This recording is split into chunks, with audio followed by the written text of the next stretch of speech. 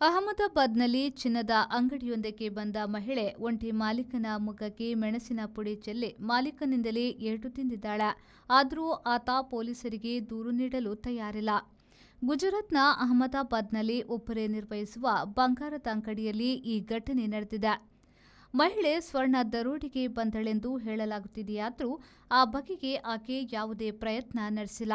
ಇಲ್ಲವೇ ಅಂಗಡಿ ಮಾಲೀಕ ಅದಕ್ಕೆ ಅವಕಾಶ ನೀಡಿಲ್ಲ.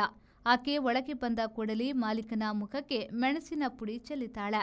ಅಷ್ಟರಲ್ಲಿ ಆಕೆಯನ್ನ ಹಿಡಿದುಕೊಂಡ ಆತನು ಬಡ ಬಡ ಎಂದು ಆಕೆಗೆ ಬಾರಿಸಿ ಅಂಗಡಿಯಿಂದ ಆಚೆಗೆ ತಳ್ಳಿದ್ದಾನೆ. ಇದು ಬೇರೆಯೇ ತಕರಾರು ಎಂದು ಚರ್ಚೆ ನಡೆದಿದೆ. ಸಿಸಿಟಿವಿಯಲ್ಲಿ ಈ ಘಟನೆ ದಾಖಲಾಗಿದೆ. ಇಲ್ಲಿ ಮಹಿಳೆ ಮತ್ತು ಮಾಲೀಕ ಇಬ್ಬರು ತುಂಬಾ ವಯಸ್ಸಾದವರೇನಲ್ಲ, ಅಷ್ಟು ಮಾತ್ರ ಗೊತ್ತಾಗ್ತಿದೆ. ಅಂಗಡಿಯವನು ಪೊಲೀಸರಿಗೆ ದೂರು ಕೊಟ್ಟಿಲ್ಲ. ಪೊಲೀಸರೇ ಬಂದು ದೂರು ಕೊಡುವಂತೆ ಕೇಳಿಕೊಂಡ್ರೂ ಆತ ದೂರು ಕೊಡುವುದಿಲ್ಲ ಎಂದಿದ್ದಾನೆ.